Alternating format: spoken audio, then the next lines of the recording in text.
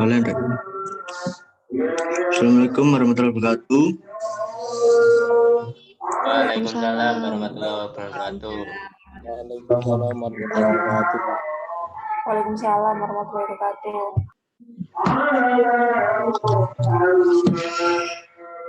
Alhamdulillah, dengan memanjatkan puji syukur atas kehadirat Allah Subhanahu wa taala karena telah atas melimpahkan rahmat dan karunia-Nya.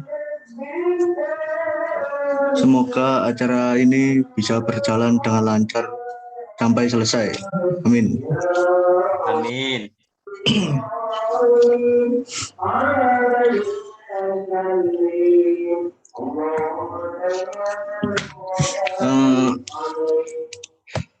Untuk acara ini saya akan membawakan materi tentang toleransi dan kebebasan beragama.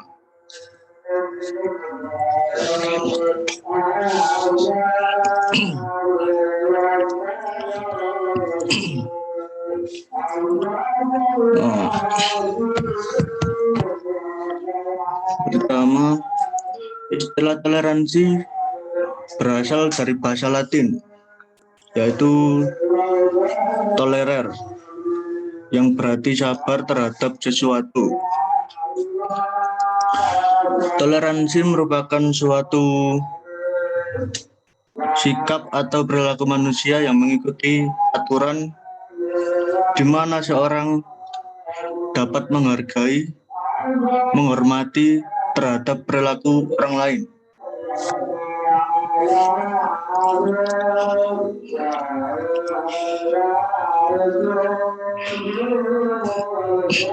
Istilah toleransi dalam konteks sosial budaya dan agama berarti sikap dan perbuatan yang melarang adanya diskriminasi terhadap kelompok atau golongan di suatu masyarakat.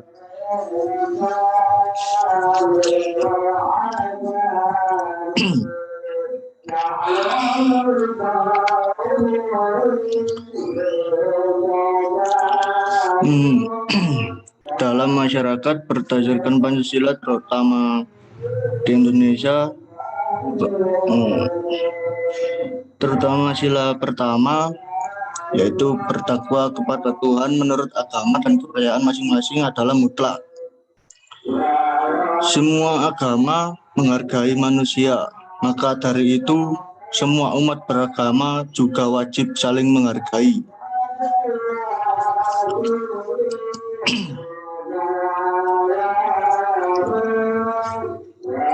Dengan demikian, keberadaan agama itu sangat penting sekali dalam masyarakat.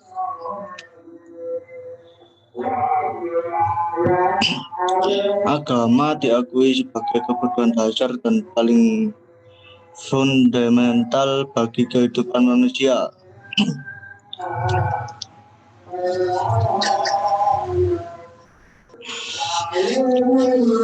Pluralisme agama merupakan salah satu tantangan yang sedang dihadapi masyarakat di dunia pada era globalisasi.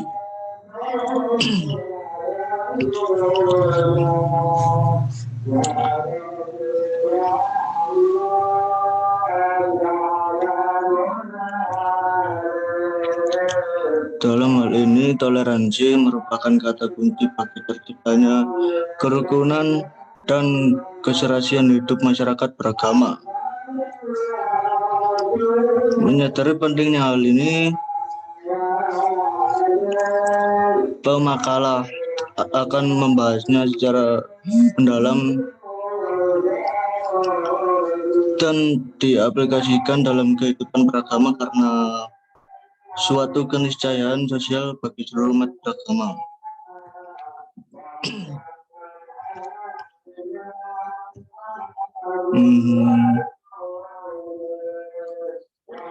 Untuk mengetahui tentang apa itu toleransi dalam masyarakat keagamaan itu yang tadi, toleransi adalah sikap dan tindakan yang menghargai perbedaan agama, suku, etnis, pendapat, sikap, dan tindakan orang lain.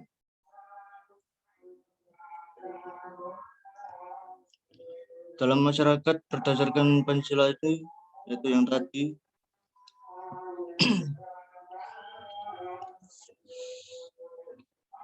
Bertakwa kepada Tuhan menurut agama dan budaya masing-masing. Terus yang kedua, bagaimana pengembangan sikap toleransi antar umat beragama di kalangan remaja?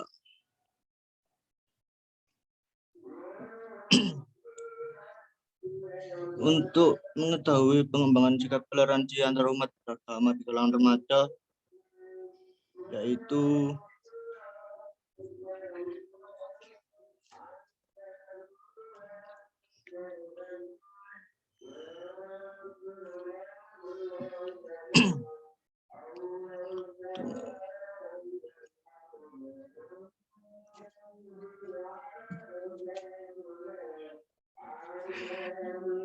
untuk mengetahui toleransi yang remaja itu strategi studi kasus tunggal dengan subjeknya adalah pembinaan dan teroris di SMA Negeri 3 Jakarta.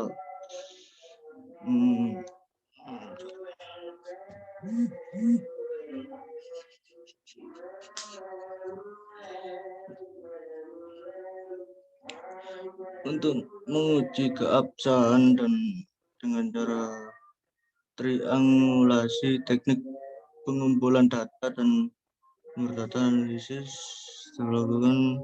Hasil penelitian menunjukkan bahwa sikap toleransi yang ditunjukkan anggota ROIS kepada Muslim sangat baik dan toleran, saling menghormati, tidak membedakan agama. Mengikuti kegiatan ROIS sangat menyenangkan, menambah wawasan. Itu adalah cara untuk mengembangkan sikap toleransi di kalangan remaja.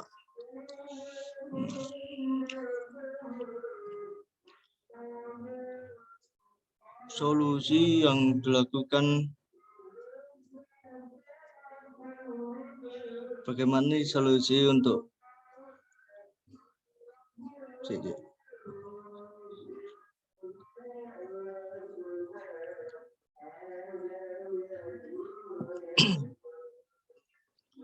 bagaimana solusi untuk mengatasi hambatan-hambatan yang terjadi dalam masyarakat, terutama pada remaja. Solusi yang dilakukan untuk mengatasi kendala saat menjadi pembimbing, yaitu wajib memberitahu dahulu kepada pembimbing atau mentor. Begitu pula sebaliknya, agar jadwal kegiatan tidak bersamaan dengan yang lain. Begitu pula sebaliknya, pembina ROIS jika ada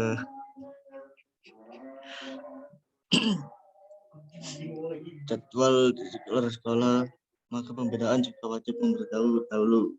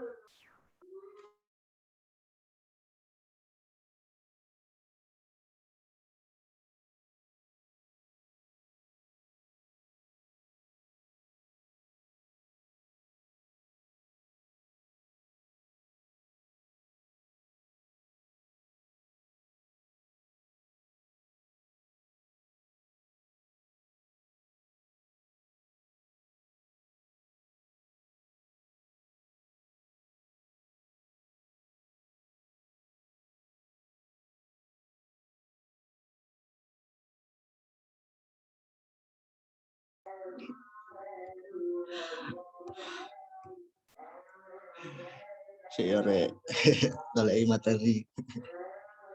Santuy. Santai. Cerai. Bingung wong.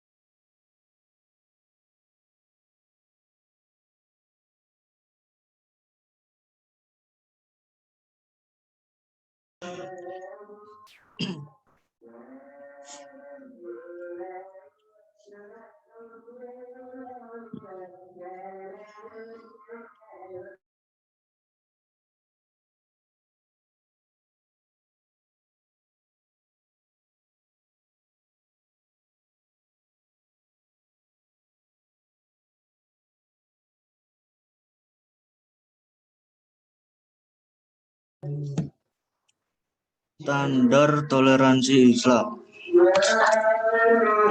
Di Al-Quran menjelaskan bahwa bagaimanapun keadaannya, kita tidak boleh meninggalkan toleransi, terlepas dari kekejaman yang dilakukan oleh orang yang tidak beriman.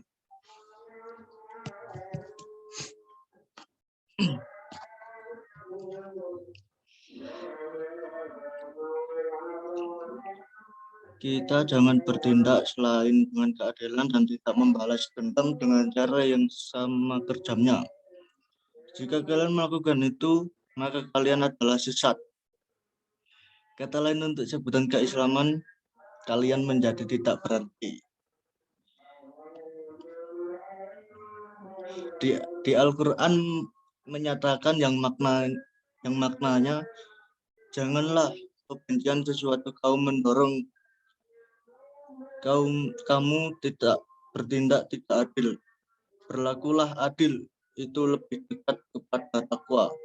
Quran surat Al-Maidah ayat 9.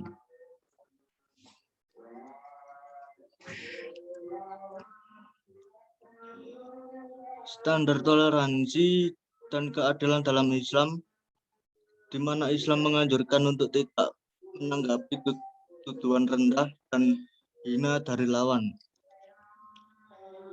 Karena melakukan itu membuat Islam sendiri menjadi kejam.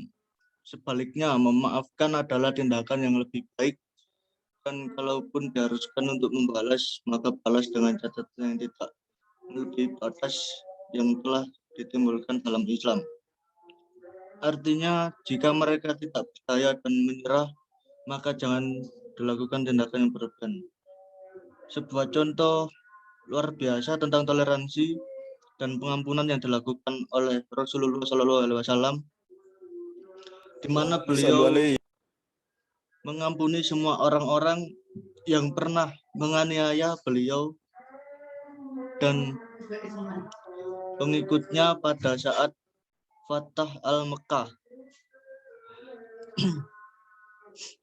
Sejarah mencatat bahwa Ikramah musuh terbesar Islam, namun Rasulullah SAW atas permohonan istri Ikramah memohon pengampunan. Rasulullah pun mengampuni. Setelah itu Ikramah muncul ke hadapan Rasulullah seraya berkata kepada Rasulullah dengan sombong bahwa jika engkau berpikir karena pengampunanmu saya menjadi seorang muslim, maka biar jelas bahwa aku tidak menjadi muslim.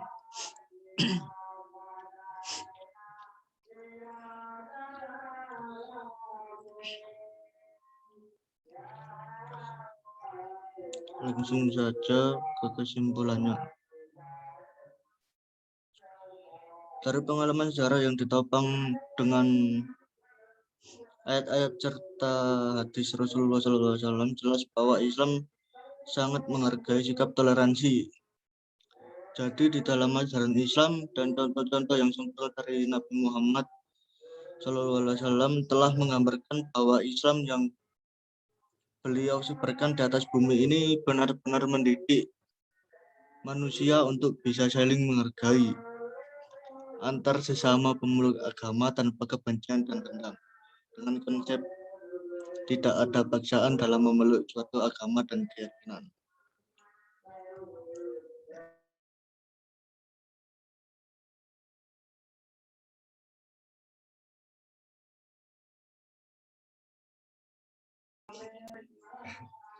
Apakah bisa terima? Bisa ya. Ya, bisa. Eh, Bisa. Maaf kalau penjelasan saya tadi sedikit amburadul karena ini pengalaman pertama untuk Ya, nggak apa-apa. membuat acara kajian. Dimaafkan. Apakah ada pertanyaan? Kalau tanya boleh, tapi jangan yang susah ya.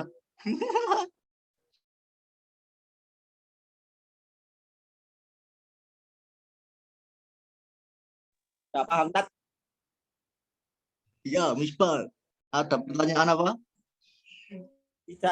Sudah paham, Pak Ustadz. Sudah paham. Saka Putra? Kalau ada pertanyaan boleh.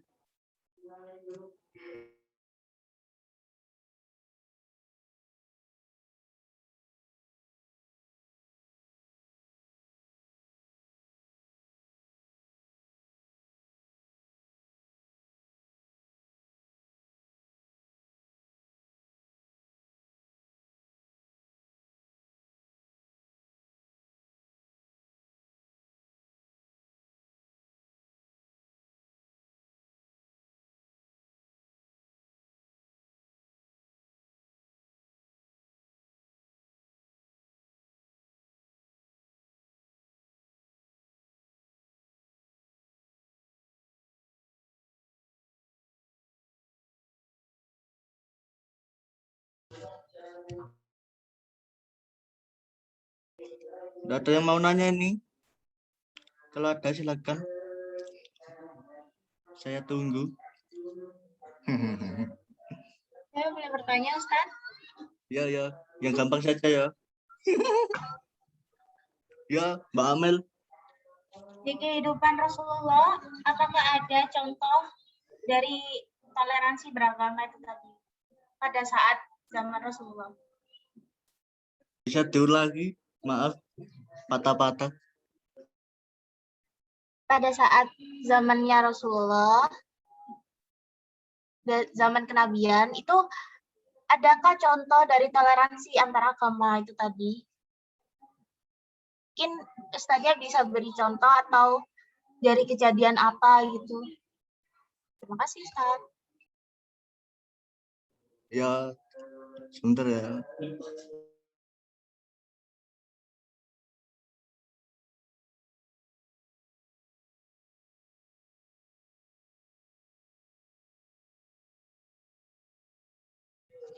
Contoh saya akan menjawab pertanyaan dari Mbak Amel tadi.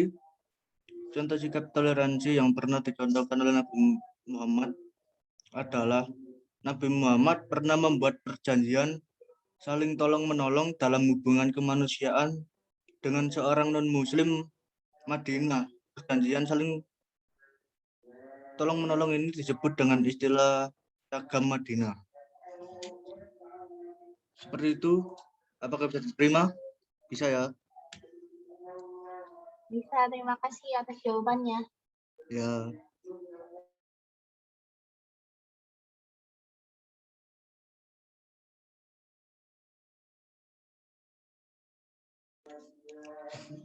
Ya, kalau tidak ada pertanyaan lagi, saya akan menutup acara ini dan terima kasih kepada teman-teman yang sudah berpartisipasi di acara saya. Saya mengucapkan Assalamualaikum warahmatullahi wabarakatuh. Selamat beraktivitas kembali besok. Waalaikumsalam warahmatullahi wabarakatuh. Waalaikumsalam warahmatullahi Waalaikumsalam warahmatullahi wabarakatuh.